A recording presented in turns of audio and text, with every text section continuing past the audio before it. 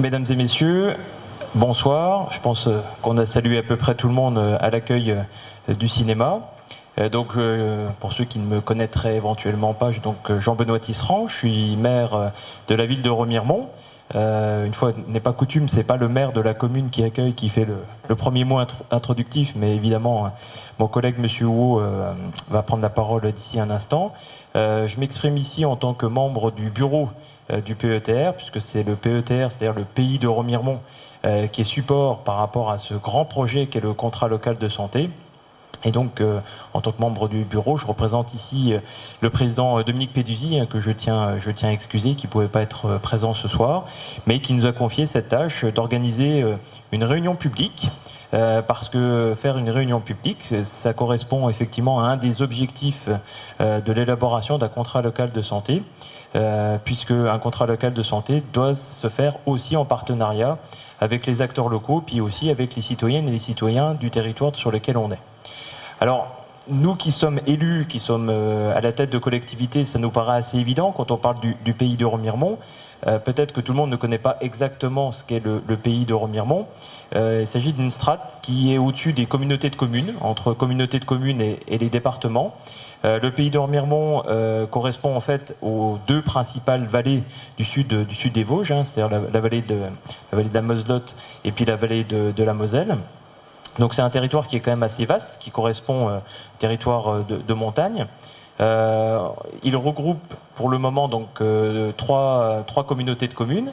La communauté de communes que préside Didier Houot, qui est la communauté de communes des Hauts-de-Vosges. Vous avez également la communauté de communes des Ballons des Vosges, qui est présidée par Dominique Péduzzi. Et puis la communauté de communes dont je suis moi-même vice-président et qui est présidée par Madame Catherine Louis, qui est la communauté de communes de la Porte des Vosges méridionale.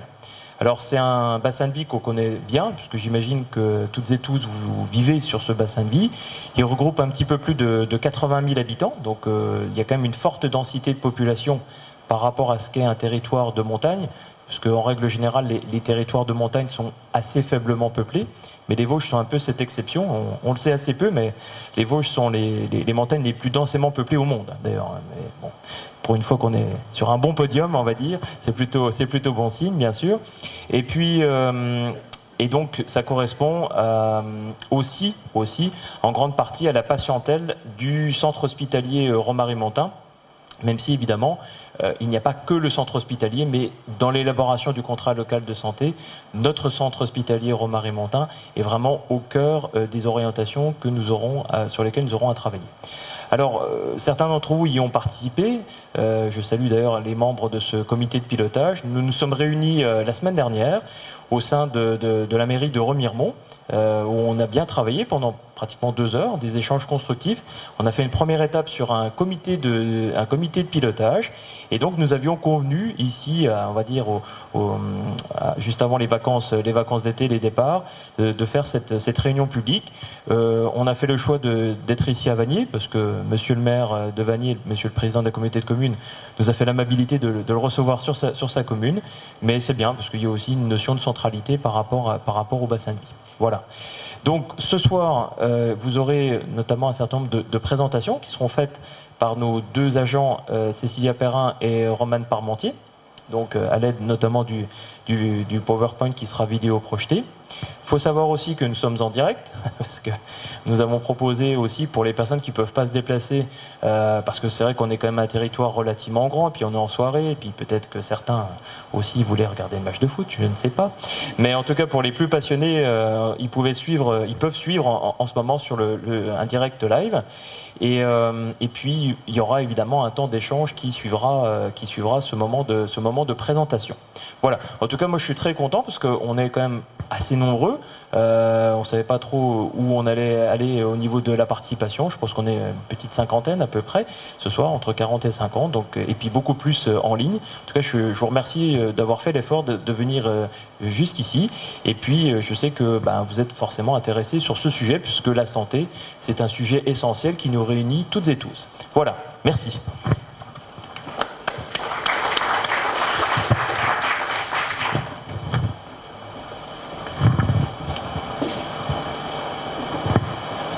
Bien, merci Jean-Benoît, merci pour ton mot d'accueil. Donc je vais le faire aussi en tant que maire de la commune, vous souhaitez la bienvenue ici à Vanier, dans notre cinéma L'Entracte. Et donc c'est vrai qu'on avait souhaité pouvoir vous accueillir ici. Et comme tu le disais très bien, c'est l'occasion en effet de montrer finalement que ce contrat local de santé et tout ce qui touche à la santé en général, ça ne se focalise pas forcément sur une seule commune, mais c'est bien sur l'ensemble du territoire. Et on peut imaginer que sur des prochaines réunions, on puisse continuer bien évidemment à parcourir notre territoire que l'on connaît bien. Comme tu l'as indiqué à l'instant, on a eu un comité de pilotage donc sur le contrat local de santé qui a été installé et qui a eu lieu lundi dernier. Et au final, ce comité de pilotage, c'est un lieu d'échange, un lieu de partage, un lieu où différents partenaires se rencontrent pour travailler sur différentes thématiques. Il y a l'ARS, donc l'Agence régionale de santé, le conseil départemental, le centre hospitalier de Remiremont, celui de Ravenel également, des professionnels de santé, la CPAM, la MSA, des élus bien évidemment, la mission locale, le réseau de gérontologie, et puis aussi des associations d'usagers qui sont présentes, je pense en particulier à l'association familiale et puis l'ADEMAT. Et donc ce comité de pilotage a pour objectif de créer des liens entre ces différents partenaires que je viens de citer à l'instant, à l'échelle de notre territoire, pour se rencontrer, se parler et réfléchir et construire ensemble. Un contrat local de santé fixe l'ambition santé du territoire. Si l'on considère la santé au sens global du mot comme un état de bien-être général, on peut la retrouver finalement dans tous les domaines. C'est un sujet qui est transversal. La mobilisation de tous pour construire ce contrat local de santé est donc un facteur indispensable de réussite. Nous avons donc souhaité vous réunir ce soir pour entamer une démarche. Cette démarche, ce soir, c'est de vous présenter le diagnostic qui vient d'être établi. Alors, c'est vrai qu'on vient de traverser, et on traverse encore la crise sanitaire que vous savez. Pour autant, les équipes du PETR ont travaillé d'arrache-pied sur ce diagnostic. Il y a eu plusieurs choses qui ont été faites et je profite en tout cas pour remercier Romaine et Cécilia pour le travail qu'elles ont pu faire jusqu'à présent. Ce diagnostic qui va vous être présenté dans un instant a pour vocation à être abondé, modifié, amélioré, et ce en fonction des retours que vous pourrez nous faire ce soir également. Alors vous aurez la possibilité à la fin, Jean-Benoît le disait, de vous exprimer, et puis on a un système de chat qui pourra aussi nous permettre de remonter des questions. On essaiera d'y répondre peut-être ce soir si le temps nous le permet, mais bien évidemment, les services prendront note de ces questions et puis, par ailleurs, on y répondra. En tout cas, on essaiera de se rapprocher des meilleures réponses possibles pour notre territoire. Il est en effet important que ce diagnostic reflète au mieux la réalité du terrain, que vous connaissez, que vous vivez au quotidien, et cela par votre regard, votre activité, vos usages aussi, que vous en faites. Car le but est de nous appuyer sur tous pour réaliser le meilleur diagnostic possible. Et ce, pour une raison toute simple, c'est que ensuite, on sera amené de passer sur une étape suivante, qui sera de travailler sur des axes stratégiques pour notre territoire. Et plus notre diagnostic est fin, plus on le rendra parlant et plus on sera plus proche de la réalité de ce que nous voyons autour de nous, et bien plus facilement nous arriverons à déployer un contrat local de santé adéquat. Alors on le sait, la question de la santé n'est pas une question nouvelle pour le pays de Remiremont, puisque le PETR intervient depuis sa création en 2003 sur le champ de la prévention et de la promotion de la santé. Et donc finalement, la mise en œuvre de ce contrat local de santé est donc une suite logique. Bon nombre d'actions ont donc été engagées au cours des derniers mois, malgré cette crise sanitaire, disais-je tout à l'heure. Il y a eu la collecte d'informations. Vous avez peut-être par vous-même déjà répondu à ce questionnaire. Il faut savoir que nous avons réussi à récolter 2300 réponses. C'est plutôt un bon score. Et à travers cela, ça veut dire que le retour de ce questionnaire que vous avez fait, que nous avons fait, eh bien, reflète au plus près de la réalité. Parce qu'avec 2300 réponses, ça veut dire qu'on arrive à quelque chose déjà de fiable. Et c'est en tout cas, je pense, déjà un beau résultat exceptionnel et qui est, à mon avis, la preuve que pour nous, la santé, c'est un sujet central. Préciser également qu'il y a eu des entretiens qui ont eu lieu. Il y a eu 50 entretiens avec des professionnels de santé. Je remercie le Dr Tisserand qui a participé à cela. Il y a eu également des focus group qui ont été organisés avec l'appui de la MSA. Et donc l'ensemble de ces questionnaires, ces entretiens, les résultats de ces ateliers ont été exploités et s'ajoutent également le gros travail qui a été fait par les services de recherche d'information, puisque vous le verrez tout à l'heure dans la présentation, on va vous présenter ce qui existe sur notre territoire en termes d'offres autour de la thématique de la santé, mais pas que. Vous verrez qu'il y a d'autres sujets qui sont mis en avant, mais c'est la meilleure façon d'avoir le diagnostic le plus proche et le plus parlant. Alors, l'ensemble de ces éléments a donc permis d'étayer le diagnostic sur l'échelle du pays de Remiremont. Diagnostic qui incarnera finalement la santé vécue, la santé ressentie, la santé telle que nous la vivons sur notre territoire. Et permettra ensuite, comme je l'ai indiqué tout à l'heure, avec l'ensemble des partenaires, je parlais du comité de pilotage, de réfléchir à la définition d'axes stratégiques pour notre territoire en vue d'améliorer, puisque c'est bien l'objectif, en vue d'améliorer la santé et l'offre de la santé pour notre population.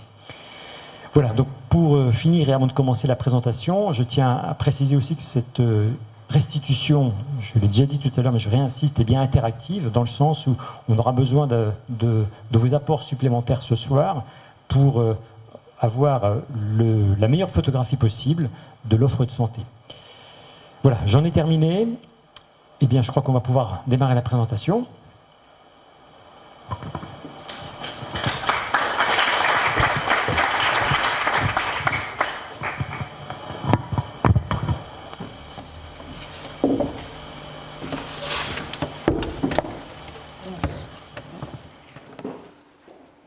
Bonsoir à tous. Donc, Romane Parmentier, je suis chargée du contrat local de santé au pays de Remiremont et de ses vallées, et c'est moi qui vais commencer à vous présenter le diagnostic que nous avons pu réaliser sur l'échelle du pays. Donc, tout d'abord, il faut savoir que la démarche diagnostique, elle s'est découpée en 3 parties. Donc, une première partie qui a été définie par le recueil de données chiffrées auprès de différentes institutions telles que l'ARS, l'INSEE, la CPAM, la MSA, le conseil départemental.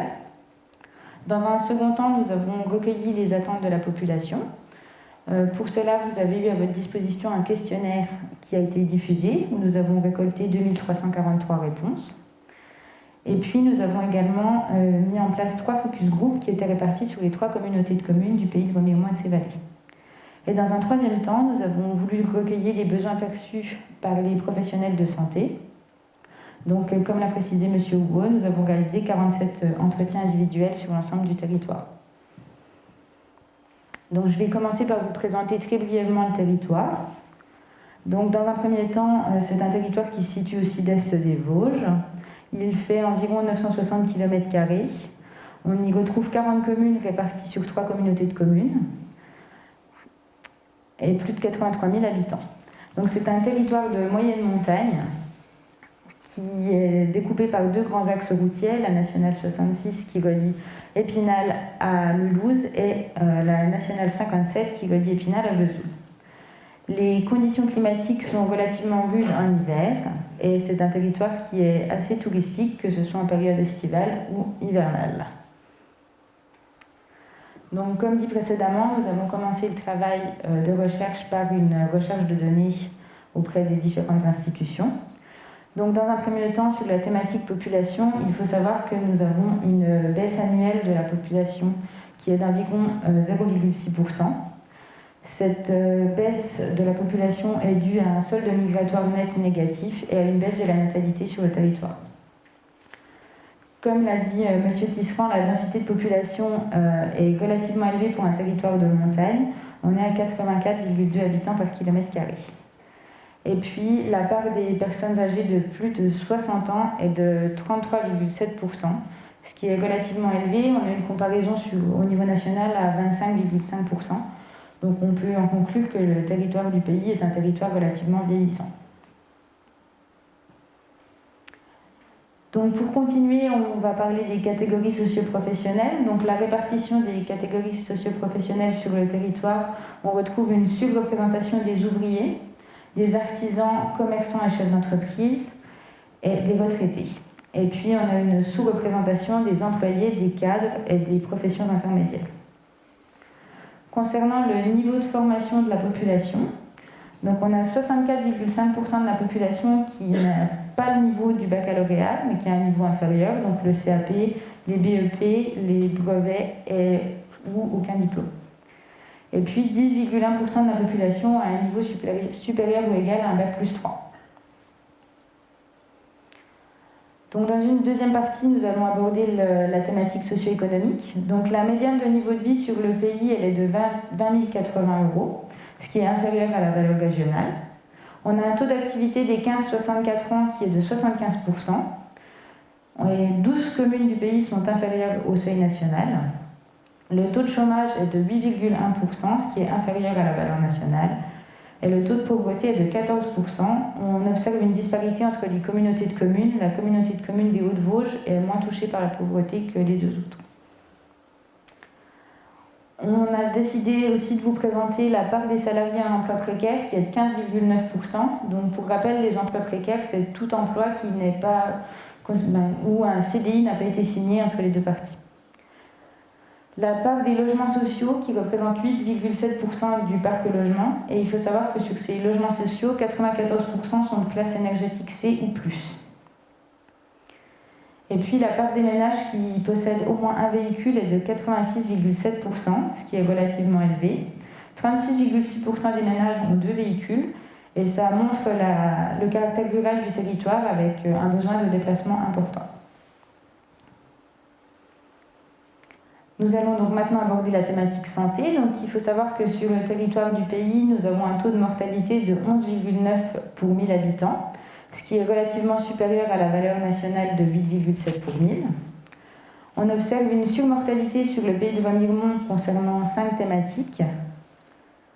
Donc, dans un premier temps, la part des décès prématurés, donc les décès avant 65 ans, qui est de 11% supérieure à la moyenne nationale.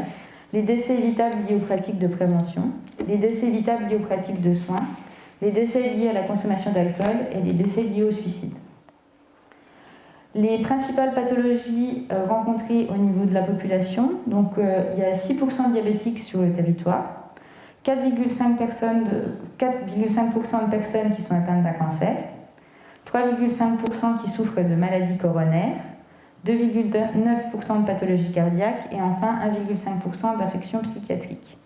Il faut savoir que l'ensemble de ces valeurs est supérieur aux données nationales, sauf pour les infections psychiatriques. Alors au niveau de l'offre de soins, donc, je vais vous présenter la répartition des professionnels de santé que l'on retrouve sur le territoire en fonction de leur profession. Donc tout d'abord, les médecins généralistes, on en dénombre 70 au 31 décembre 2020. Et vous pouvez voir sur la carte que nous avons donc 3 zones qui sont en zone d'intervention prioritaire, donc le bassin de Gérardmer, le secteur du Val d'Ajol-Plombières et la communauté de communes des Ballons des Hauts-de-Vosges. Lors de nos échanges avec les professionnels de santé, nous avons pu les questionner sur le motif d'installation. Et pour la plupart d'entre eux, ils se sont installés à l'issue d'un stage réalisé au centre hospitalier ou alors en cabinet de ville. Ils sont aussi venus s'installer du fait de relations amicales et professionnelles sur le territoire, d'une ambiance plutôt agréable au sein des maisons de santé, d'un cadre de vie, d'une proximité de l'environnement et le territoire de moyenne montagne qui est décrit comme attirant et attractif, et enfin la présence de services essentiels pour vivre et pour élever ses enfants. Donc concernant la répartition des infirmiers et infirmières sur le territoire, donc, on en a 92 en tout. On observe une zone qui est très sous-dotée au niveau de la communauté de communes des Hauts-de-Vosges. Le secteur de Val d'Ajol et Plombières est plutôt bien doté en termes d'infirmières libérales. Et puis le bassin de la communauté de communes des Ballons des Hauts-de-Vosges et le secteur de Granges, Chandré et Réopal sont un petit peu sous-dotés. Concernant les masseurs kinésithérapeutes, on en recense 72 sur le territoire et on observe 2 zones sous-dotées, donc la communauté de communes des Ballons des Hauts-de-Vosges et le secteur du Val d'Ajol-Plombières. Les chirurgiens dentistes sont 39 sur le territoire, ce qui fait une densité de 5 pour 10 000 habitants et la moyenne nationale est de 5,3 pour 10 000 habitants. Au niveau du zonage, il n'y a aucune zone qui est sous-dotée ou surdotée sur le territoire. Concernant les orthophonistes, on en dénombre 20 et on observe une seule zone sous-dotée au niveau de Gérardmer et la commune du Valtin est considérée comme très sous-dotée. Et concernant les sages-femmes, il y a 7 professionnels installés sur le territoire. Et on observe une zone très dotée au niveau de Remiremont et des communes alentours.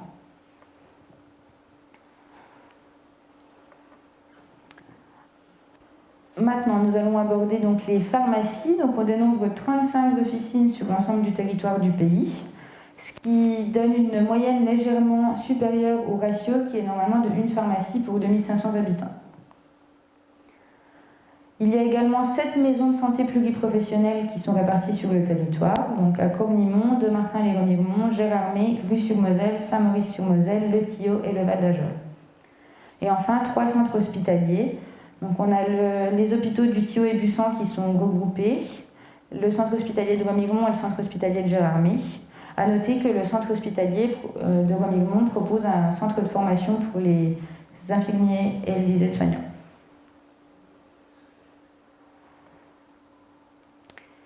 Concernant les services des urgences, donc on a un service des urgences à l'hôpital de Remiremont. Et puis, il y a aussi la possibilité d'être soigné à l'hôpital de Gérardmer, puisqu'il y a des consultations de soins non programmés. Et enfin, sur la carte, vous pouvez voir en bleu foncé les communes qui sont à plus de 30 minutes d'un service des urgences en période normale, donc qui ne tiennent pas compte des conditions hivernales et des difficultés de déplacement liées à ces périodes hivernales. Concernant le choix de la population à se faire soigner sur l'hôpital de Remiremont, il faut savoir que 78% des personnes qui ont besoin d'une hospitalisation en obstétrique se font soigner sur l'hôpital de Remiremont, 45% des hospitalisations en médecine et 42% des hospitalisations en chirurgie et en cancérologie se font sur l'hôpital de Remiremont. Il est important de noter aussi le flux de patients depuis la Haute-Saône vers la Haute-Saône que l'on peut observer sur notre territoire. Donc il y a un flux important entre les deux départements, comme vous pouvez le voir ici. Et à l'hôpital de Remiremont, les patients originaires de Haute-Saône représentent 6,5% des hospitalisations en médecine, 10,7% des hospitalisations en chirurgie et 13,4% des séjours en obstétrique. Donc, concernant l'offre de soins, on va aussi aborder l'offre en santé mentale. Donc, sur le département des Vosges, c'est le centre hospitalier de Ravenel qui est l'établissement référent et il propose différentes structures de proximité sur notre territoire. Donc, au niveau du pôle adulte de Remiremont et de ses vallées, on retrouve à Remiremont le CMP, Centre médico-psychologique, qui permet aussi d'accueillir le CMPPA, donc destiné aux personnes âgées. Il y a un hôpital de jour, un centre d'accueil thérapeutique à temps partiel et il y a aussi une psychiatrie de liaison et d'urgence qui est faite à l'hôpital de Remiremont. Et puis sur Gérardmer, on retrouve une antenne du CMP de Remiremont.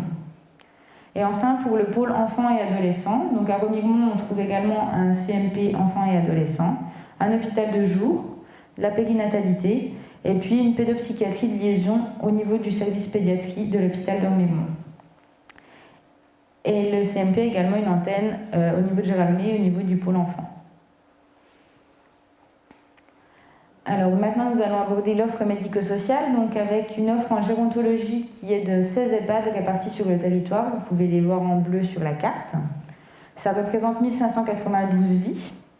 On retrouve 3 foyers logements en vert, 10 services d'aide et d'accompagnement à domicile, et puis 5 services de soins infirmiers à domicile, ce qui dispose de 239 places. Et enfin, il y a également présent sur le territoire le réseau de gérontologie des Hauts-de-Vosges, qui permet la coordination entre les différents EHPAD du secteur et qui offre une plateforme d'accompagnement et de répit pour les aidants. Concernant la petite enfance, donc on retrouve 11 établissements d'accueil des jeunes enfants sur le territoire. Sur la carte, vous pouvez voir le nombre de places d'accueil du jeune enfant réparties par commune. Et il y a également le réseau de parentalité de Remiremont et ses vallées, qui rassemble les professionnels de la petite enfance et de la parentalité. Elle met en place des actions au niveau du territoire. Concernant le handicap, on retrouve 8 structures pouvant accueillir les enfants et les adolescents, et 7 structures pouvant accompagner les adultes. Donc là, vous avez la répartition au niveau du pays. Et puis, nous avons aussi 6 maisons de services au public, à La Bresse, Plombières-les-Bains, Remiremont, Saulxures-sur-Moselotte, Le Tillot et le Val d'Ajol. Alors nous allons parler maintenant de prévention, donc avec le taux de couverture de dépistage, principalement pour les cancers. Donc au niveau du cancer du sein, il y a 62,4% de participation. Pour le dépistage du cancer du col de l'utérus, 54%. Pour le dépistage du cancer colorectal, 37,7%. L'ensemble de ces taux de participation est supérieur à la moyenne nationale. On trouve également un taux de couverture des examens bucco-dentaires pour les moins de 16 ans qui est de 73,8%, le national étant à 70%. Le taux de couverture de la vaccination de la grippe saisonnière est de 61,4%, ce qui est légèrement inférieur au niveau national. Au niveau des acteurs qui participent à la prévention sur le pays, on peut citer l'espace santé du Pays de Remiremont qui propose de l'éducation thérapeutique pour les personnes atteintes de maladies chroniques. On peut également citer l'association APS Vosges qui propose de l'activité physique adaptée à des fins de santé. Et enfin le dispositif Azalée qui permet d'accompagner les malades chroniques en médecine de ville. Donc, je vais laisser la parole à Cécilia pour vous présenter la suite des données.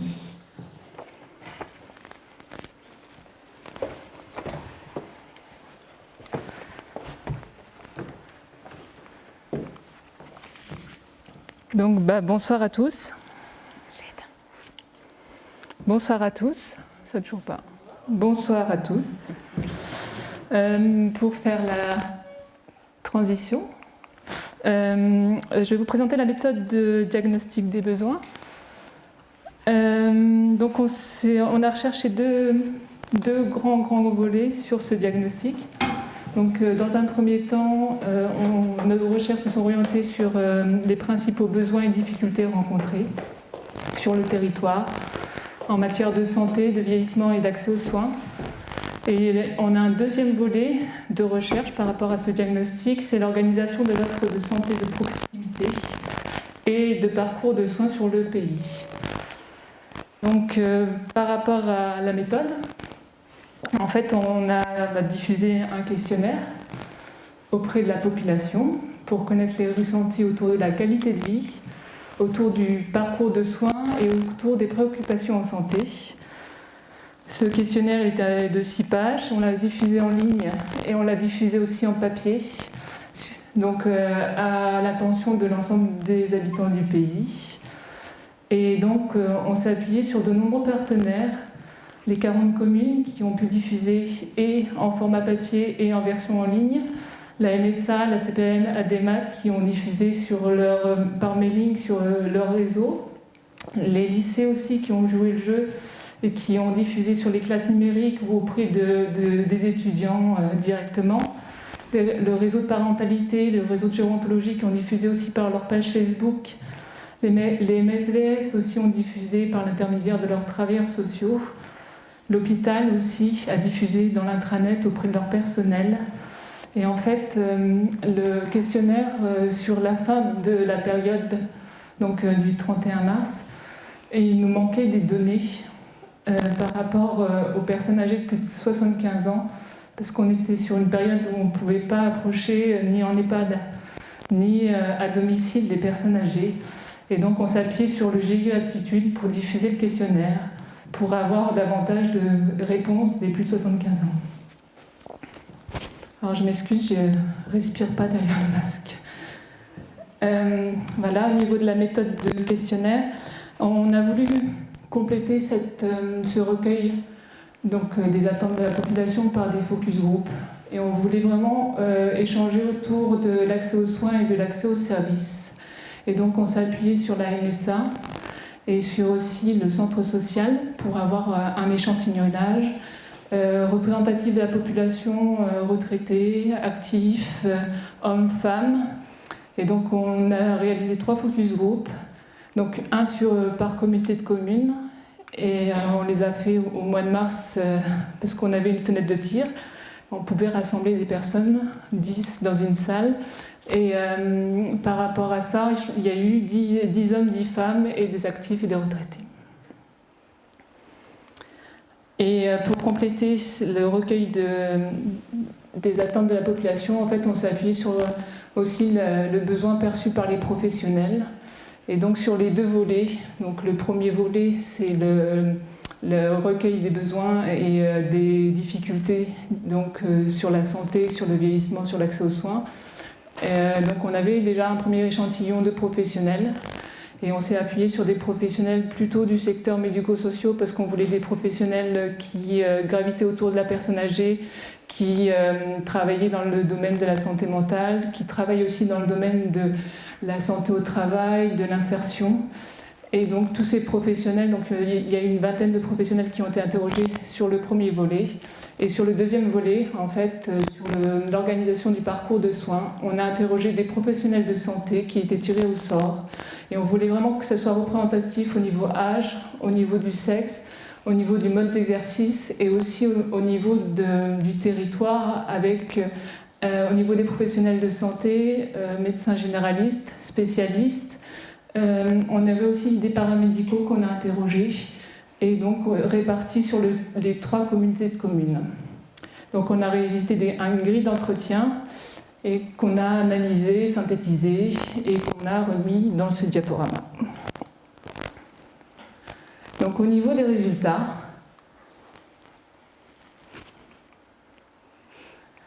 donc, au niveau des forces et des faiblesses, la force qui a été repérée, c'est le territoire, qui est vraiment perçu comme agréable, à proximité de la nature, un territoire touristique et à dimension humaine. Et donc la faiblesse, c'est que c'est un territoire vaste et où il y a des difficultés de se déplacer, où les conditions climatiques hivernales rendent difficile l'accès au déplacement en hiver, que pendant les périodes d'affluence touristique, il y a certaines communes qui ont des difficultés de se déplacer en été et en hiver.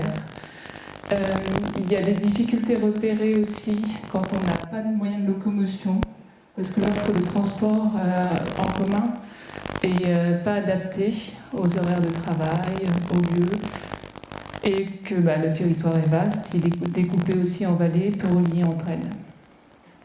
Au niveau de la force, c'est vraiment le cadre de vie. Et ce qui est vraiment ressorti des questionnaires de la population, c'est que la population est réellement satisfaite des équipements communaux en espaces culturels, de loisirs, de sport, et les lieux de convivialité sur la commune sont bien développés. Et ce qui est une force aussi, c'est que la solidarité familiale, amicale et associative est importante. Par rapport au cadre de vie et la faiblesse, c'est que l'offre n'est pas assez accessible financièrement et que l'aménagement pour l'activité physique et la convivialité est à conforter. On nous a beaucoup demandé des pistes cyclables, des bancs, et également des tables de pique-nique pour pouvoir sortir et profiter de la nature. Et donc dans le cadre de vie aussi, de la partie faiblesse, c'est qu'il y a beaucoup de logements mal isolés et difficiles à chauffer. Alors toujours dans les forces, on a vraiment des personnes qui se sentent, donc au niveau du répondant au questionnaire population, en bonne santé, voire en très bonne santé. Et la force aussi, c'est la qualité de vie. On a fait passer le profil de Duke dans le questionnaire et on était pourtant en période de deuxième confinement et les scores de qualité de vie sont supérieurs à 60 points pour cent. C'est des bons scores au niveau qualité de vie. Au niveau faiblesse, donc il a été repéré un manque de permanence des services administratifs et un manque de services existants. Et également, au niveau économique et social, un manque d'emploi sur le secteur et une population en partie en difficulté socio-économique avec parfois un niveau d'instruction faible. Donc, par rapport aux problématiques repérées, donc une des problématiques repérées, c'est l'accès aux soins. Et dans le questionnaire population, on a donc diffusé, demandé aux personnes le recours aux soins dans les 12 derniers mois. Et donc les personnes ont répondu que le recours à 86% à un médecin généraliste, ils ont recouru à 86% à un médecin généraliste dans les 12 derniers mois, à 67% à un spécialiste, à 39% à un ophtalmologue, à 35% à un gynécologue, à 12% à un cardiologue, et à 62% à un dentiste. et que les pratiques de soins non conventionnels représentent 38,6% des répondants. Alors l'une des problématiques, c'est le renoncement aux soins et aux consultations. 21,3% des répondants ont dit qu'ils avaient renoncé aux soins au cours des 12 derniers mois. Et on leur a demandé pourquoi. Et l'un des facteurs, c'est l'annulation de rendez-vous du fait du Covid. Le délai trop important ou impossibilité de prendre rendez-vous. Là, c'est plutôt les plateformes ou les mailings. Éloignement géographique des professionnels sur Épinal, sur Nancy, et les difficultés financières. Et on posait aussi la question par rapport aux soins, quels soins ils avaient renoncé. Et donc, c'est des soins visuels et des traitements dentaires. Et la raison, c'est le reste à charge trop important ou les difficultés d'accès aux spécialistes. Alors, par rapport au transport sanitaire, ils nous ont remonté qu'il y a un manque de connaissances sur les droits sociaux et le rôle de chacun par rapport à la prescription du bon de transport, par rapport à qui fait quoi. Alors, au niveau de l'accès à la psychologie et à la psychiatrie, elle est perçue comme complexe. Donc, pas de prise en charge à domicile. Les délais de rendez-vous sont relativement longs. Il y a toute une partie stigmatisation de la population par rapport à aller voir à l'hôpital Ramel un médecin, un psychiatre ou un psychologue. C'est stigmatisant pour les personnes. Et il y a une prise en charge financière insuffisante par rapport à tout ce qui est psychologue. Donc il y a un accès difficile aussi par rapport aux EHPAD, donc par rapport aux coûts financiers importants. Voilà, pour la personne, pour sa famille. Un manque de place dans les structures. Alors ça, c'est hors Covid, bien sûr. Il y a des placements d'urgence et accueil de nuit compliqués. Et il y a un besoin d'un temps de réflexion pour la famille et pour la personne âgée pour prendre la décision en fait, de rentrer en EHPAD. Alors la deuxième problématique repérée, c'est vraiment l'offre de soins, avec un manque de médecins généralistes qui nous a remonté, je ne sais pas combien de fois dans le questionnaire, le manque de médecins généralistes et les difficultés à trouver un médecin traitant. Voilà, quand on n'a pas de médecin traitant, qu'on arrive sur le territoire, il y a vraiment des difficultés à trouver un médecin traitant. Certains médecins, du fait des complications par rapport au peu de médecins sur le territoire, en fait, refusent de nouveaux patients ou diminuent des visites à domicile ou en EHPAD.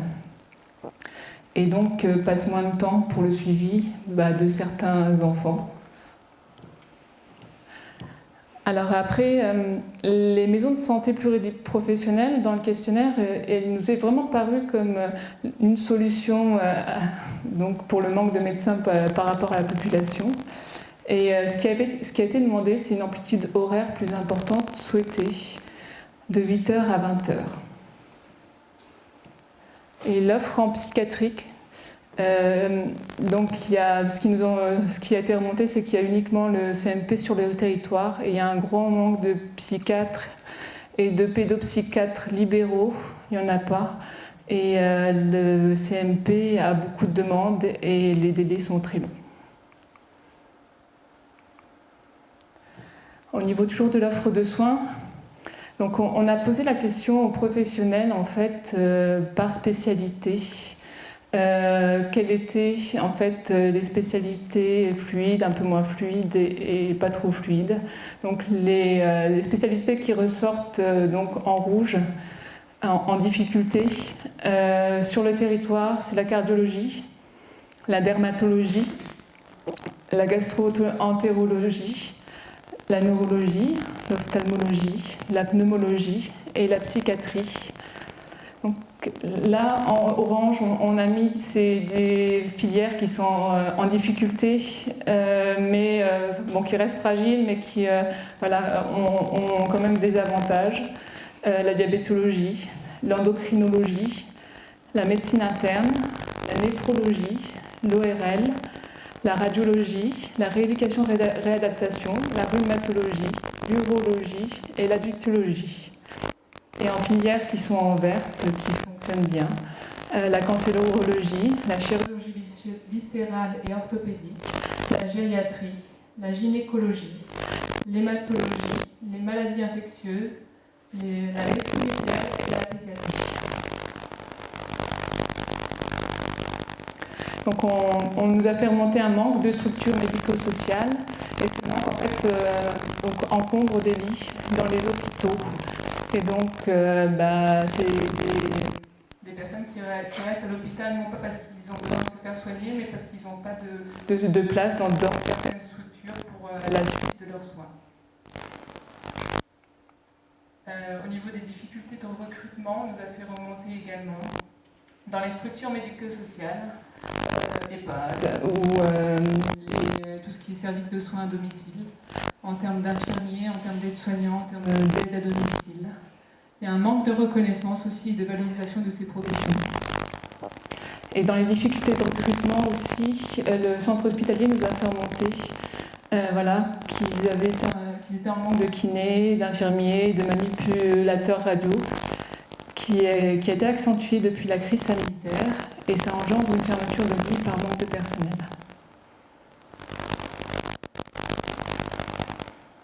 Donc, dans nos entretiens, on a posé des questions sur la relation ville-hôpital, sur la transmission des données, sur si c'était difficile d'avoir un avis ou pas.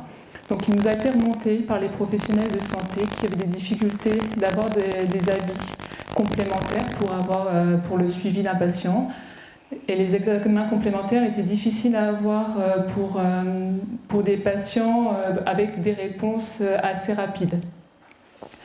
Il y avait des problèmes aussi par rapport pour joindre en fait, des correspondants directement. Souvent, on passe par le secrétariat et ça prend du temps. Et ce qui était souhaité vraiment, c'est qu'on puisse joindre assez facilement des personnes, soit par mail, soit par téléphone, mais plus direct. Et obtenir une hospitalisation directe à Remiremont ou avoir une hospitalisation de l'hôpital de Remiremont vers le CHU est difficile. Au niveau de l'articulation ville-hôpital, oui, c'est vécu comme difficile et il y a un manque de transmission d'informations vers la ville, de compte rendu d'hospitalisation, d'examens effectués ou de résultats.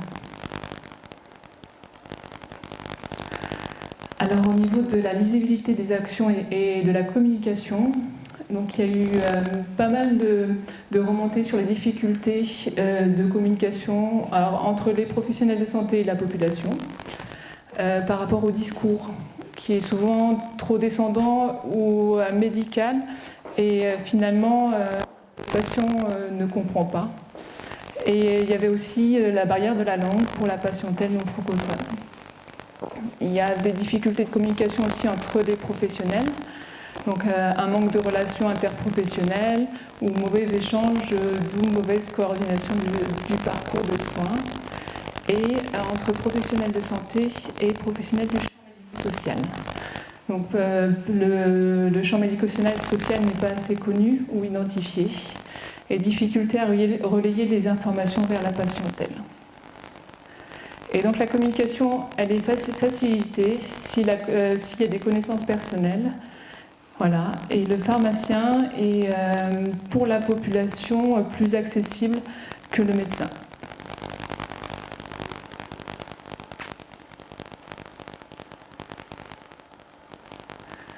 Alors, les besoins de la population maintenant. Alors, donc dans les questionnaires, on posait donc à la population qu'est-ce qui était au niveau des préoccupations en santé le plus important. Et pour la population, le plus important est d'avoir des informations générales sur la santé. Alors, en termes d'alimentation, en termes d'activité physique, en termes de dépistage des cancers et de vaccination. Mais c'est vraiment simple, fiable et général. Voilà. Et pour les professionnels, ce qui est ressorti dans les questions sur les besoins de la population, c'est plutôt des informations sur le tabac, l'alcool, les drogues et l'alimentation et la sédentarité. Donc après, au niveau des besoins, ce qui est ressorti, c'est le développement de l'éducation thérapeutique du patient et la pratique d'activité physique à des fins de santé. Donc sur les cancers, le diabète, la maladie cardiovasculaire, le surpoids, l'obésité. Et donc une prise en charge à développer qui n'est pas encore sur le territoire, c'est les lombalgies. 57% des répondants ne se sentent pas accompagnés dans leur pathologie et 38,4%, alors répondants, on parle de la population, 38,4% des répondants ne pratiquent pas une activité physique. Alors toujours dans les besoins, il y avait une partie aussi sur l'éducation de la santé et la responsabilisation des patients vis-à-vis de leur santé. La formation aux gestes de premier secours est ressortie aussi et il y a un besoin de suivi préventif plus régulier chez l'adulte. Alors, en termes d'environnement, ce qui ressort, c'est la population est vraiment préoccupée par rapport au changement climatique, à la qualité de l'eau du robinet et à la gestion des déchets. Et on a beaucoup eu de réponses au niveau de la population sur la pollution sonore et lumineuse et les nuisances liées à la circulation. Un des besoins également qui a été vraiment ressorti du questionnaire, c'est la santé mentale et le besoin et le mal-être par rapport à c'est le mal-être et la dépression. Donc en termes de santé mentale, 34% des répondants ont répondu qu'il y avait un besoin par rapport au mal-être et à la dépression. Et il y a toute la partie suicide, burn-out, stress et anxiété. Et le stress et l'anxiété est vraiment ressorti et accentué par la crise du Covid. Et c'est toutes les populations, que ce soit les jeunes, adultes, le besoin stress et anxiété est vraiment ressorti. En termes de personnes âgées, donc on a eu pas mal de réponses sur... parce qu'on a posé une question sur qu'est-ce qui serait à mettre en place en matière de santé pour la personne âgée. Et ce qui est ressorti, c'est bien vieillir à domicile, avec tout ce qui est besoin d'aménagement du logement, avec les aides techniques, avec également des réponses sur des hébergements intermédiaires entre le domicile et l'EHPAD, entre le moment où on ne peut plus rester à domicile, mais finalement on peut toujours être autonome et on aurait un logement plus adapté au centre-ville, à proximité des commerces. Ça faciliterait toujours l'autonomie et la personne aurait encore envie d'être dans un domicile, mais pas en EHPAD. Un accompagnement de la perte d'autonomie, tout ce qui est prévention des chutes aussi, par rapport au bien vieillir à domicile, et l'accompagnement cognitif et l'alimentation de qualité. Et l'alimentation de qualité, c'était par rapport au portage de repas, qui finalement la personne âgée est chez elle et des fois le seul plaisir qu'elle a, c'est de manger, et que l'alimentation, elle pourrait être améliorée et être de qualité.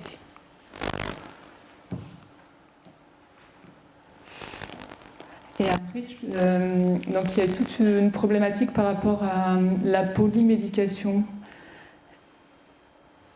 et les polypathologies et tout ce qui est maltraitance et violence. Alors en termes de petite enfance et adolescence, il est ressorti qu'il y avait besoin d'un suivi régulier du nourrisson et de l'enfant à respecter par rapport aux vaccinations, aux consultations obligatoires et dépistages visuels, qui n'étaient pas forcément toujours bien faits. La sensibilisation autour du sommeil, des écrans, de l'activité physique, de la santé bucco-dentaire, que les troubles du langage sont vraiment ressortis et que ça explose en ce moment avec un accès aux spécialistes très complexe. Les orthophonistes, c'est difficile d'avoir un rendez-vous, les délais sont longs. Donc pour avoir juste un bilan orthophonique, c'est compliqué. Et tout ce qui est trouble de l'activité, qui est fréquent, et que la prise en charge serait adaptée par rapport au traitement. Et donc, un des besoins aussi par rapport à la petite enfance, c'est le mal-être psychologique important chez les jeunes, troubles du comportement alimentaire et l'harcèlement. termes de parentalité, ce qui est sorti, c'est un besoin sur tout ce qui est information, contraception et sexualité. Tout ce qui est maltraitance et violence conjugale. Soutien et accompagnement de la femme enceinte. Et problématiques d'addiction, de troubles dépressifs et psychiatriques chez la femme enceinte difficiles à prendre en charge. Et ce qui est demandé, vraiment, c'est un soutien, finalement, dans la parentalité. Et l'accueil de l'enfant en périnatalité. Donc voilà, par rapport aux besoins, aux problématiques repérées. Et donc de tous ces besoins, donc on en a retiré des axes stratégiques qui sont de l'ordre de 4. Le premier axe stratégique, c'est démarrer sa vie en bonne santé. Voilà. Avec favoriser le suivi du nourrisson et de l'enfant et acquérir les aptitudes individuelles autour de la santé. Accompagner les jeunes dans la période de l'adolescence et le passage à l'âge adulte. Soutenir les parents dans la vie conjugale, l'accueil et le développement des enfants. Le deuxième axe qu'on a retenu, c'est vivre en bonne santé physique et psychique, avec favoriser la prévention et l'accompagnement des maladies chroniques. Promouvoir la santé mentale. Avec un troisième axe, poursuivre sa vie dans un territoire bienveillant, reliant et facilitant. Développer un environnement sécurisant pour la personne âgée. Renforcer la prévention autour de la personne âgée. Faciliter le déplacement et la mobilité. Développer un cadre de vie favorable à la santé.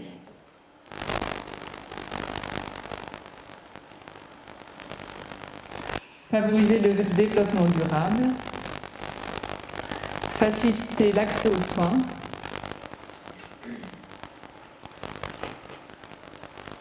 L'axe 4, c'est renforcer l'attractivité du territoire en valorisant le territoire, en organisant le parcours de soins, en améliorant la communication et la visibilité des acteurs. Et on l'a parmi, mais il y a aussi toute une partie où on a parlé au niveau du comité de pilotage, c'est par rapport à l'innovation et aux pratiques émergentes qui rentreraient dans cet axe de rendre attractif le territoire. Voilà pour la présentation du diagnostic territorial de santé.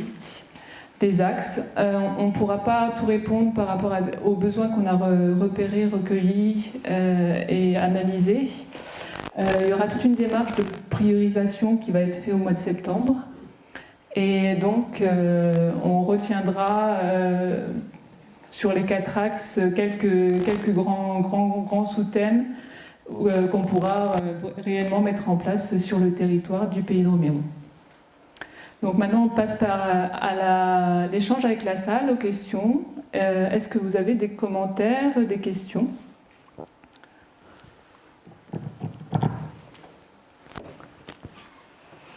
Est-ce que ça fait écho à votre pratique ?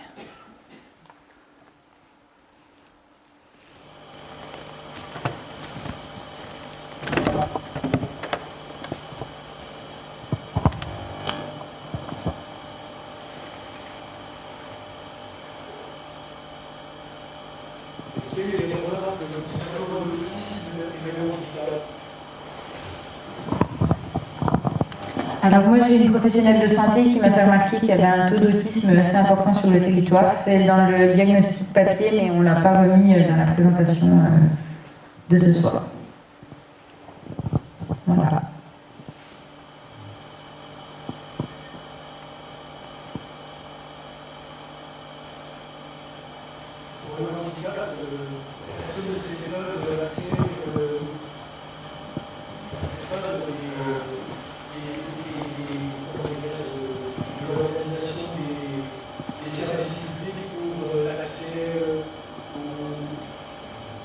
Alors moi, au niveau des professionnels que j'ai rencontrés, non.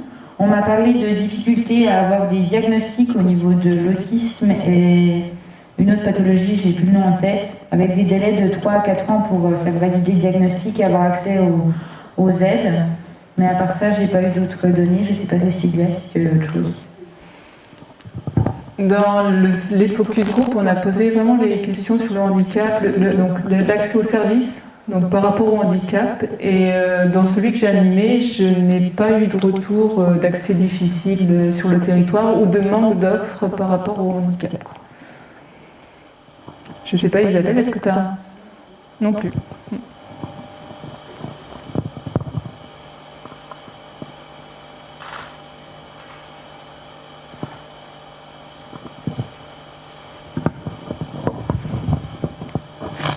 Par rapport au handicap, je pense que si vous avez interrogé que les professionnels, et tout dépend des associations qui sont présentes, mais par exemple, il y a des difficultés quelquefois qui peuvent s'améliorer, c'est sur le fait d'aller consulter le spécialiste et que, par exemple, la table d'examen n'est pas adaptée, faire une mammographie quand on est en situation de handicap ou en fauteuil, c'est compliqué. C'est des petites choses comme ça, mais c'est vrai que ça reste des cas assez rares. Et si vous aviez des associations plus sur des troubles mentaux ou des difficultés d'apprentissage, c'est sûr que c'est par sortie, peut-être.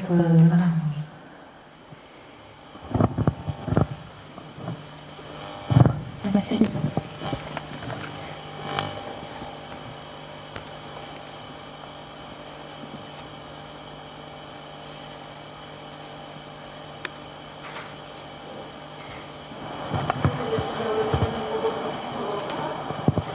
On ne vous entend pas. Désolée.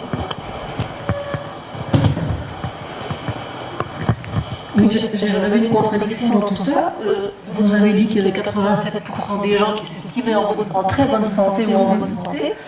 Et dans notre territoire, on a un nombre de décès prématurés supérieur à la moyenne. Alors, je ne sais pas comment on peut expliquer ça. Alors, c'est certainement dû au fait que les répondants du questionnaire étaient soit sensibilisés à la santé, soit des personnes importantes en majorité. Et là-dessus, on a sûrement un biais de représentativité.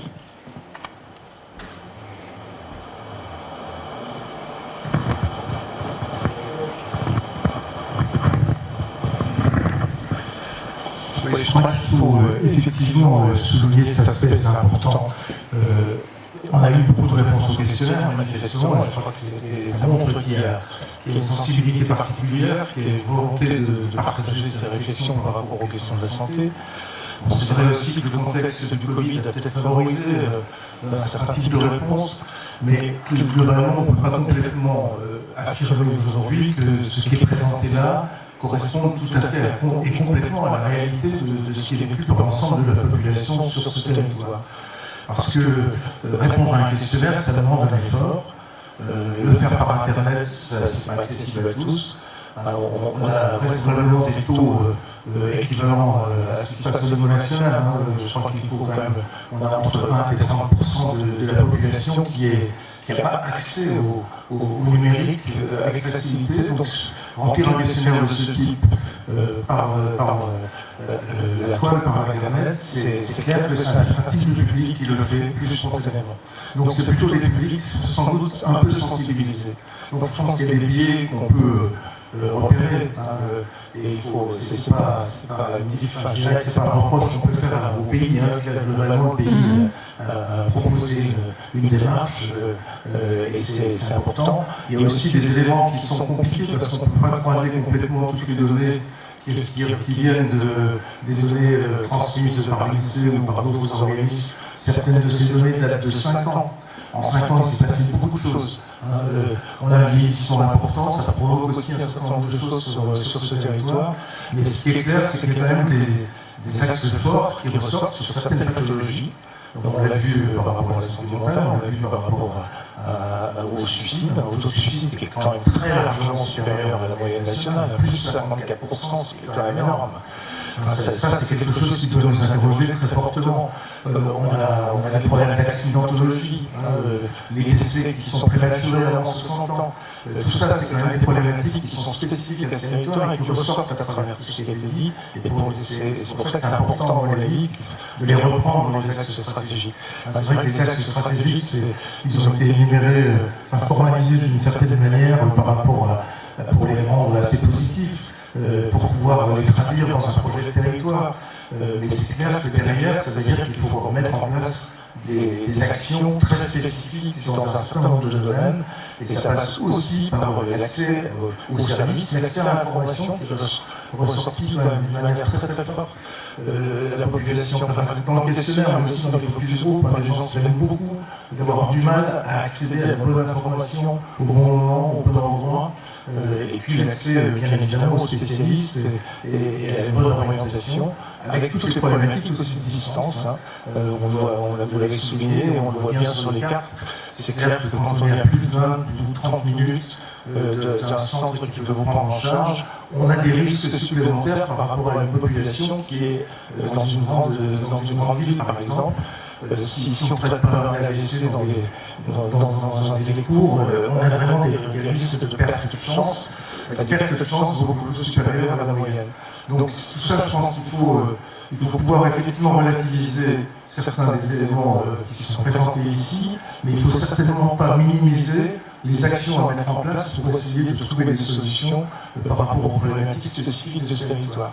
Et je pense qu'il faut aussi ajouter que sur les professionnels de santé et les professionnels médico-sociaux, on a une problématique qui n'apparaît pas là, c'est celle de leur vieillissement. C'est clair qu'on a des déficits dans certains types de professionnels de santé dans le territoire, mais en plus, ceux qui sont là sont des gens qui risquent de partir assez vite. Dans un certain nombre de secteurs, dans certaines disciplines, il y aura des déficits croissants. Et donc, par rapport à ça, il y a un vrai problème de stratégie à porter collectivement pour essayer d'apporter des réponses. Et bon, voilà, ça fait partie des éléments de débat, sans doute à voir avec les élus, mais pas uniquement, avec la direction de l'hôpital, avec l'ARS, avec le CHU, etc. C'est clair qu'il y a vraiment une stratégie forte qu'il faut pouvoir porter collectivement, parce que sinon, ça va s'aggraver très très sérieusement dans les années à venir. Je me mets à Remiremont là, il peut préciser, mais le nombre de médecins généralistes sur la ville-centre de Remiremont, la situation actuelle par rapport à celle que vous avez connue il y a 10-15 ans et celle qu'on risque de connaître dans les années à venir, c'est une situation qui peut se dégrader, même s'il y a quelques solutions ponctuelles qui peuvent être plus favorables. Je réponds, monsieur Guérin. Si vous voulez, monsieur Guérin. Non mais, moi je partage beaucoup du constat que vous avez énuméré. Effectivement, voilà. Globalement, dans le département des Vosges, je crois qu'il y a quand même une part assez importante des médecins généralistes, vous parlez des médecins généralistes, qui sont à quelques années de partir à la retraite. C'est pas propre uniquement au territoire du pays d'Environ, mais plus globalement pour tous les départements ruraux, parce que clairement les Vosges, on est un département rural avec quelques pôles urbains, mais de très petite taille. Donc c'est vrai qu'on a parlé notamment de la commune, mais finalement il faut parler de l'agglomération de Remiremont, parce que c'est des communes voisines qui font chacune 4000 habitants et qui n'ont pas de médecin. Je pense par exemple à Saint-Maur, par exemple. Il y a plus de la moitié de la population de Remiremont, même un peu plus maintenant, il n'y a absolument pas de médecin. Et c'est vrai qu'il y a eu 2 départs en retraite cette année sur notre secteur. Bon, fort heureusement, il y a un jeune médecin qui vient de s'installer depuis cette semaine. Mais c'est vrai qu'il faut aussi s'interroger sur la pratique justement des médecins, et notamment les jeunes médecins. Moi, j'en ai rencontré un certain nombre ces derniers temps, et pour beaucoup, ils n'ont pas envie de s'installer tout de suite. Ça, c'est la première chose. L'autre difficulté qu'on a aussi, c'est qu'évidemment, pour former un médecin, ça ne se fait pas en 2 jours, pour plusieurs années. Le numerus clausus a quand même été très handicapant ces dernières années. Et puis, quand vous avez passé pratiquement une décennie à faire vos études dans un pôle urbain type Nancy ou Strasbourg, il y a aussi cette difficulté à venir habiter dans des zones, on va dire, peut-être moins attractives quand vous avez vécu dans les grandes métropoles. Il faut penser aussi une chose, c'est que de plus en plus de ces futurs jeunes médecins ou internes, ont déjà une vie de famille, voilà, sont parfois mariés, ont parfois aussi un enfant ou 2 enfants, et donc il faut aussi pouvoir avoir la possibilité de trouver un emploi pour le conjoint, et je précise le conjoint parce que c'est de plus en plus féminin en fait, hein, le métier de médecin, et on voit la réussite au niveau de la première année de médecine, c'est essentiellement de jeunes femmes, de jeunes étudiantes, donc il y a aussi cette problématique d'implantation par rapport à ces médecins. Alors, on peut travailler sur des lieux, je pense notamment à un certain nombre de communes qui réfléchissent sur faire des maisons de santé, mais on peut construire tous les bâtiments qu'on veut, mais il ne faut pas en faire des coquilles vides, parce que déjà l'argent public n'est plus aussi important qu'on avait avant au niveau des collectivités, mais pour attirer ces médecins, il faut arriver avec des projets, et notamment ce qu'ils veulent, notamment ceux que moi j'ai rencontrés, c'est de pouvoir s'installer avec souvent pas tout seul, à 2, à 3, à 4, souvent aussi avec des médecins avec qui ils sont amis, avec qui ils se sont rencontrés au cours de leurs études. Ça peut être aussi dans le cadre de conjoints, de couples. Moi j'ai un jeune couple qui vit sur Orléans, il va peut-être s'installer sur le secteur, je l'espère fortement. En tout cas j'y travaille avec Philippe Cochet. Et donc il faut penser aussi à ça, à cette vie, parce qu'ils ne veulent plus passer 70 ou 80 heures par semaine, ils veulent aussi profiter dans leur famille, ce qui est bien naturel, mais ça doit nous faire réfléchir aussi sur cette implantation. Alors peut-être on va dire, si on doit trouver un aspect, je vais conclure mon intervention, si on doit trouver peut-être un aspect positif par rapport au drame sanitaire qu'on vit depuis déjà plus d'1 an, c'est que beaucoup de jeunes gens qui vivent en ville, se retrouver on va dire dans des logements un petit peu étriqués, ont eu un besoin de retour au naturel. Et c'est vrai que là on a un atout important, Cécilia et Roman le disaient dans leur présentation, c'est qu'on a quand même un cadre de vie qui est particulièrement attractif. Et donc quand vous êtes médecin, vous avez une famille, vous avez des enfants, il y a quand même l'essentiel qui est là pour vivre en famille, pour faire de l'activité physique. Et donc c'est quand même aussi attractif pour attirer ces médecins et sortir des grands pôles urbains où vous avez de la pollution, où il y a beaucoup d'embouteillages, où finalement, justement, cette frange de la population a peut-être envie de retrouver un petit peu d'authentique. Et c'est ce qu'on peut leur proposer ici sur le secteur des Hauts-de-Vosges.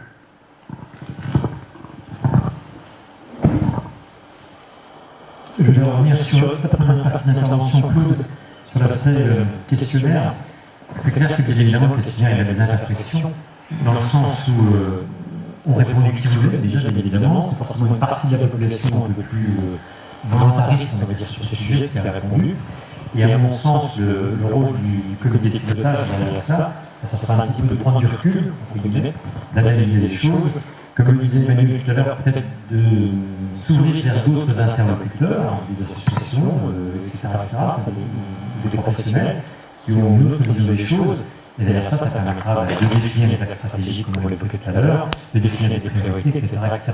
Il est bien évident que le questionnaire, c'est une forme de photographie, elle n'est pas parfaite, on devra impérativement creuser un certain nombre de choses pour aller au fond des choses, mais c'est pas une règle d'or, entre guillemets, sur laquelle on va s'appuyer. Il faudra forcément un petit peu l'interpréter, un petit peu la retravailler, la peaufiner, aller chercher des éléments supplémentaires pour qu'on puisse être au plus près, comme je le disais tout à l'heure, de la réalité. Il y a encore un travail de fond à faire impérativement.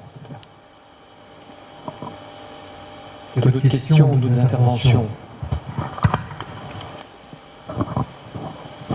Oui, je partage ce qui a été dit globalement sur le diagnostic, mais 2300 réponses, je trouve que c'est déjà pas mal important. Je crois qu'au niveau de la région, il y avait aussi une enquête qui avait été faite. De mémoire, le chiffre n'atteignait pas ces 2300. Donc je pense que c'est quand même intéressant. D'autre part, je retrouve dans le diagnostic la plupart aussi des études qui ont été menées. Bon, moi je viens du monde mutualiste de la santé, mais on retrouve à peu près les mêmes problématiques.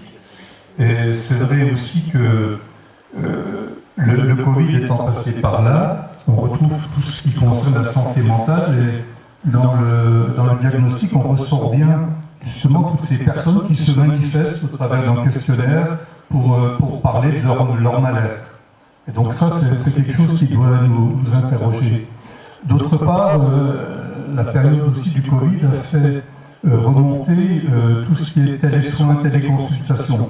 On a eu une explosion de tout ce nouveau type de consultation, et je pense qu'il faut continuer. C'est peut-être aussi un moyen de répondre à cette question d'accès aux soins en développant le télésoin, la téléconsultation. Bon, les centres de santé, je pense que c'est aussi où les maisons de santé sont aussi l'avenir de nos territoires. Tout à l'heure, M. Tisserand parlait de médecins qui cherchent absolument à se réunir, etc. Je pense que c'est dans la mouvance, et je sais pour siéger aussi à la CPM qu'il y a des aides aussi potentielles qui existent pour mettre en place ces maisons de santé. Enfin, l'aspect prévention ressort aussi beaucoup dans les besoins exprimés. Je pense que la mutualité française du Grand Est, qui est déjà un partenaire du pays de Remiremont, peut aussi s'engager à vos côtés pour développer justement toutes ces actions de prévention. Et puis, je sais qu'il y a aussi une communauté de professionnels de santé qui est en cours d'instruction sur le territoire, donc je pense aussi que ça va permettre de répondre à certaines questions aussi du diagnostic de santé. Avant de quelqu'un d'autre, simplement dire un mot sur la télémédecine, c'est un sujet auquel je crois beaucoup. Simplement dire que Vanier travaille sur ce sujet sérieusement, en partenariat avec le conseil régional, puisqu'on sera un site pilote. Il y aura 2 ou 3 sites sur la grande région, et donc Vanier en fera partie, pour justement travailler sur cette thématique et développer une offre de télémédecine sur le territoire. C'est vraiment, je crois, un sujet d'avenir auquel on va vraiment travailler d'arrache-pied.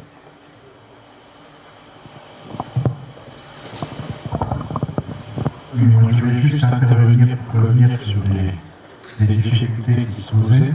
Au niveau des jeunes médecins, pour ma part, je l'ai vu au conseil de surveillance à Remiremont et au CHRU aussi.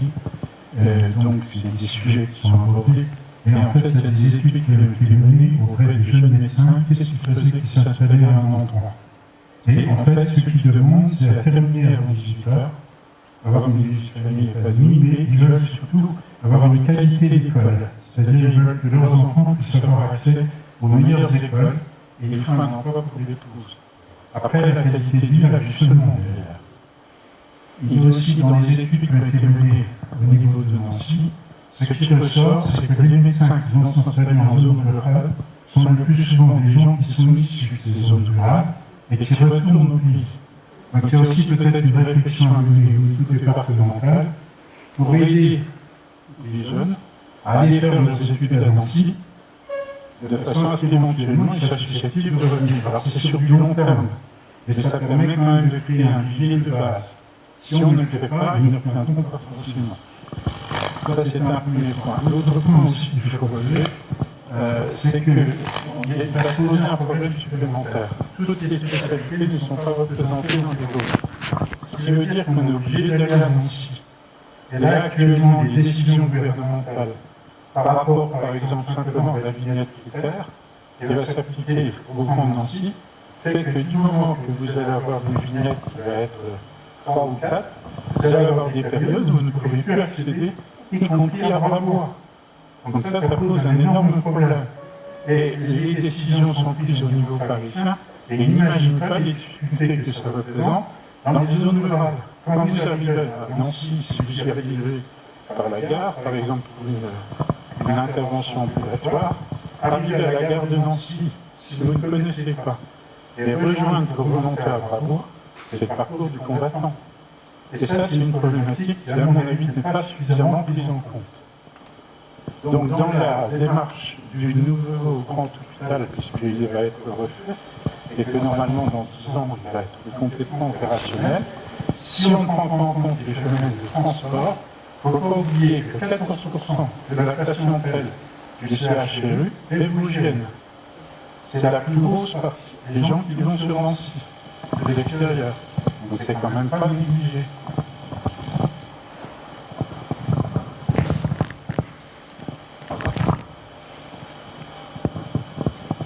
C'est sûr qu'il y a énormément de problématiques à prendre en considération, vous l'évoquez très justement. Ne serait-ce que le transport, c'est clair, effectivement, il faut qu'on puisse se rendre sur Nancy, et les éléments que vous mettez en avant sont vraiment extrêmement importants. Et puis ce que vous disiez tout à l'heure aussi sur l'offre qu'on peut avoir sur le territoire, c'est-à-dire que ce que l'on propose aux médecins et pas que, je veux dire, ils sont visés, mais je crois pas que l'offre pour la population générale. Si on veut que nos territoires continuent à vivre, il faut qu'on soit en mesure de proposer des choses sur notre territoire, des écoles, effectivement.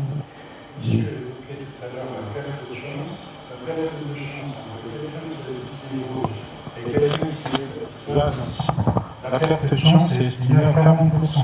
Donc elle est loin d'être négligeable. Sur quoi?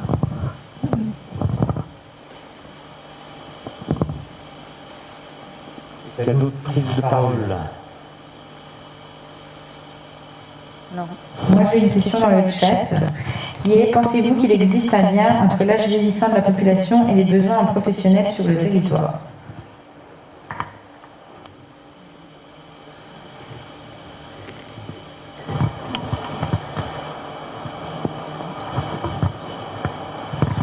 Alors, je ne suis pas médecin, mais oui, il y a un besoin plus important, plus on est âgé, plus on a besoin de consulter.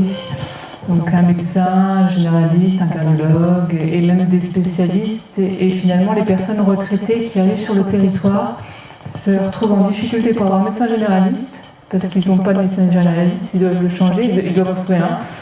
Et tout ce qui est filière cardiologie, on a vu, c'était en difficulté. On a des rendez-vous qui sont très très longs, ou des spécialistes qui sont très très loin. Donc oui, il y a un lien avec le vieillissement et voilà, les besoins du territoire. Si quelqu'un veut rajouter d'autres choses.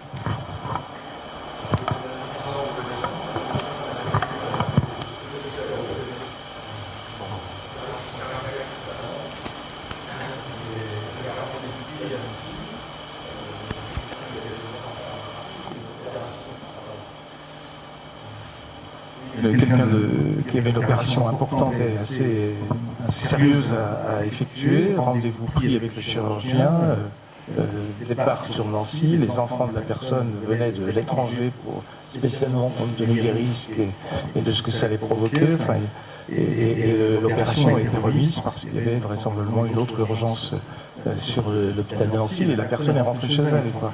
Donc ça veut dire que, alors qu'il y avait besoin d'une chirurgie en urgence, elle n'a pas eu lieu. Et donc ça, je crois que c'est ce type de choses c'est des exemples qui commencent à devenir assez courants. Alors c'est vrai qu'il y a des reports liés au Covid, etc., mais c'est plus trop le cas, je crois, aujourd'hui. Et ça commence à diminuer, heureusement.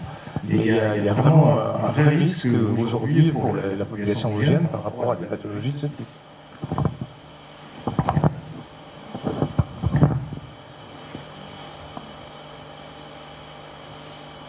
Est-ce que quelqu'un veut souhaiter prendre la parole?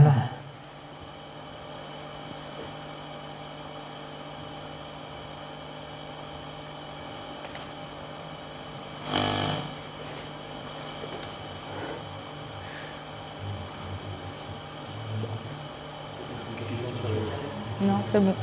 Il n'y a plus rien. Bah, écoutez, s'il n'y a plus d'intervention, je pense qu'on va clôturer la séance. Donc je vais redonner la parole pour clôturer à Jean-Benoît. Moi, je termine en vous disant merci pour votre présence et votre participation.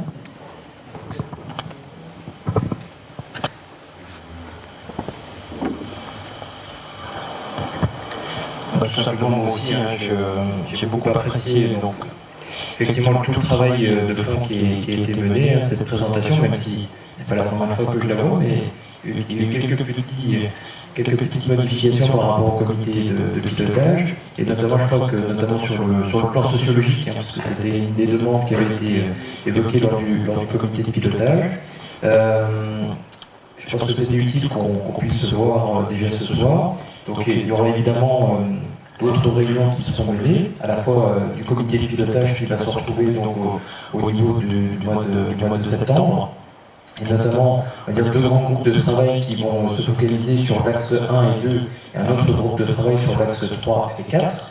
Parce qu'évidemment, dans un contrat local de santé, ce qu'il faut bien avoir en tête, c'est qu'il y a tellement de choses qu'on ne pourra absolument pas tout traiter. Ça ne peut pas être complètement exhaustif, bien évidemment.